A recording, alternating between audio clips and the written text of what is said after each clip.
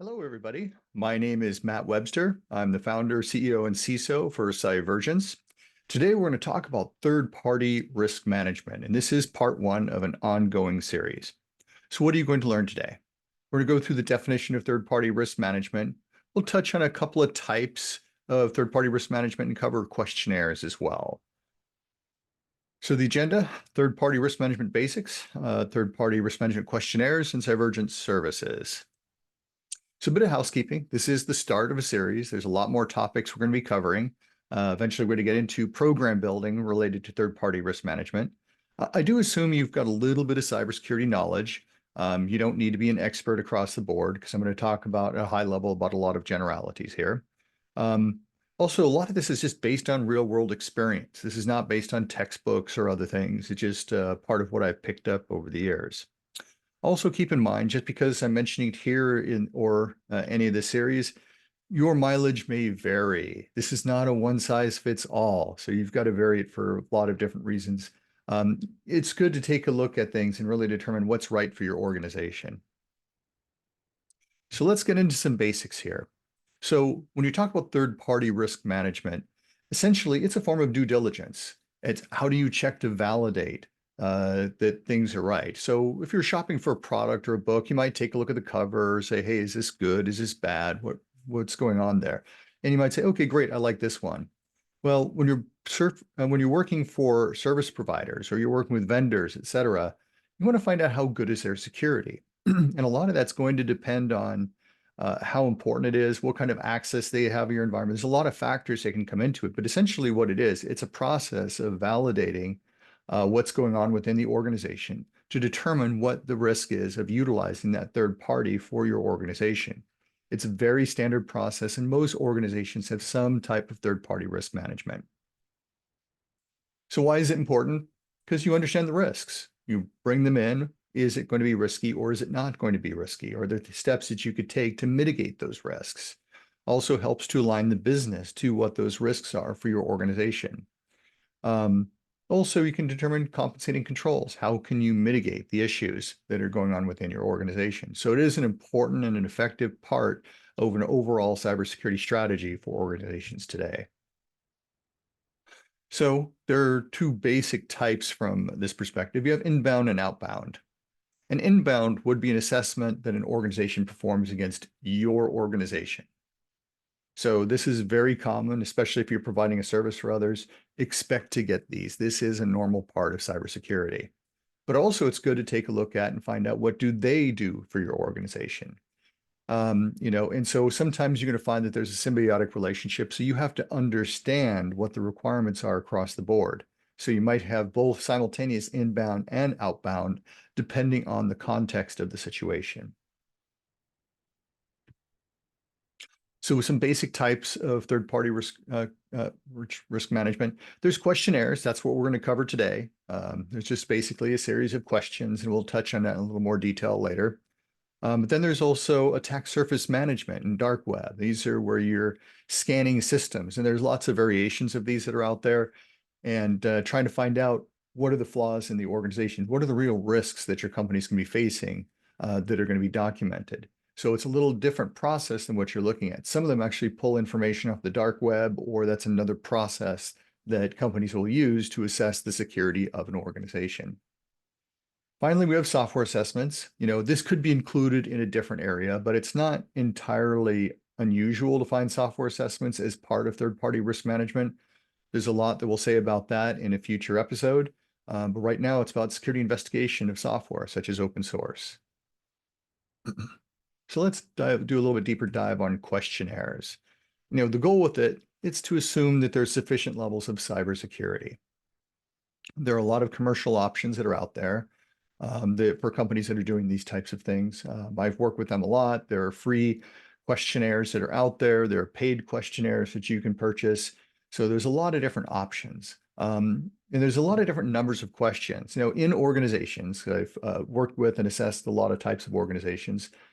I've seen as little as 10 questions in organizations, and I've seen up to 1,500 questions that you're finding. So all of these there's a huge range of the number of questions that might be included.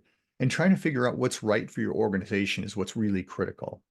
There's a lot of different flavors. Some of them may focus on different things than others. So trying to come up with a good balanced approach for your organization should be the goal of what you're doing from a security questionnaire.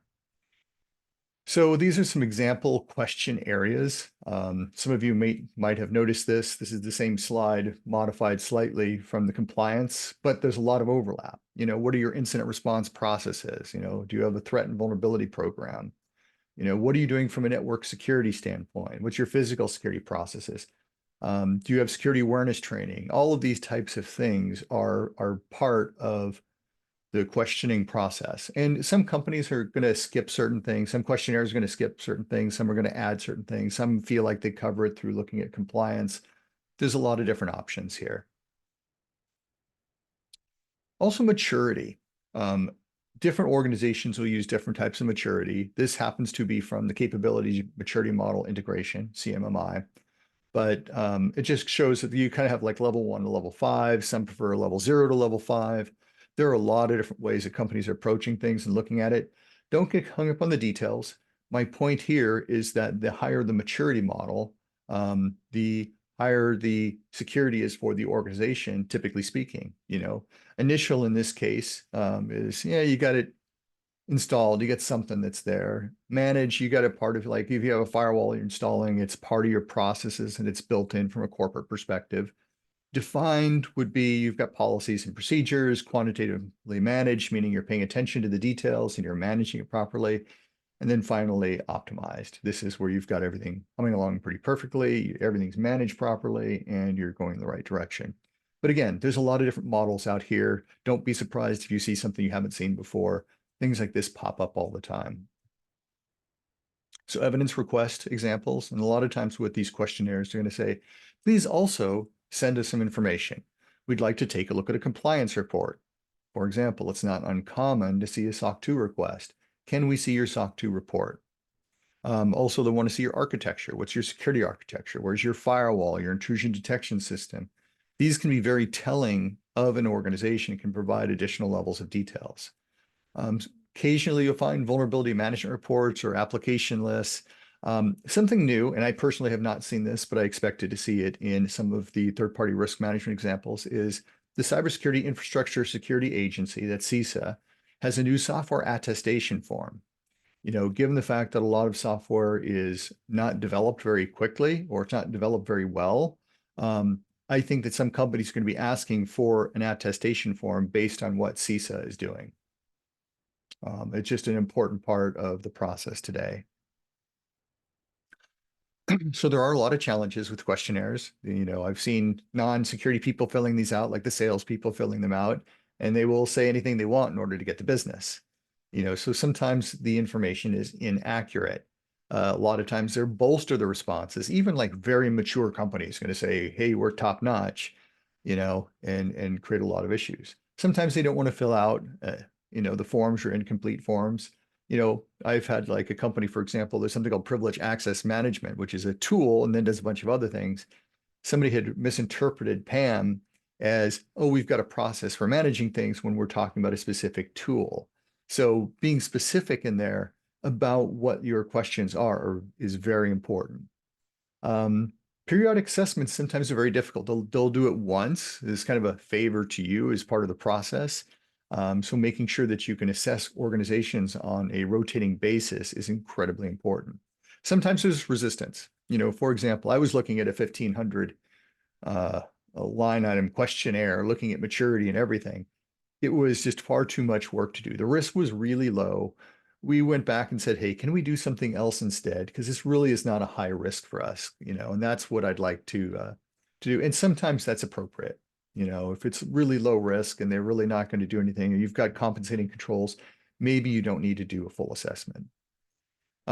Sometimes these forms do not overlap with compliance requirements or looking at the larger picture, but they also can be quite time consuming. They're expensive for organizations to do if you're doing very mature third-party risk management. So just kind of keep that in the back of your mind as you're starting to go through these. But there's also a lot of advantages to working with these as well. Sometimes the third companies only focus on external security, which is a good thing to do, but maybe you need to evaluate the internal processes. Privacy is a good example of that. Do you have good data governance about the data? Are you keeping data you don't need to have? Are you deleting it? Do you have a process to delete it? And that's where these types of questionnaires can be so much more valuable. And more often than not, even with all the problems, I find most companies are pretty good. They try to be honest with you and tell you exactly what's going on, but also sometimes you find surprises with it too. For example, the SOC 2, I have seen only applying to the cloud. Meanwhile, they're doing all their other work on their personal computers at home, and that's how they're getting work done.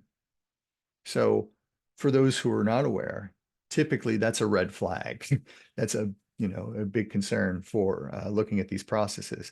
But you get to take a look at stuff and ask some additional questions and then find out some additional things and say, is this a company I really want to work with, or do I not want to work with them?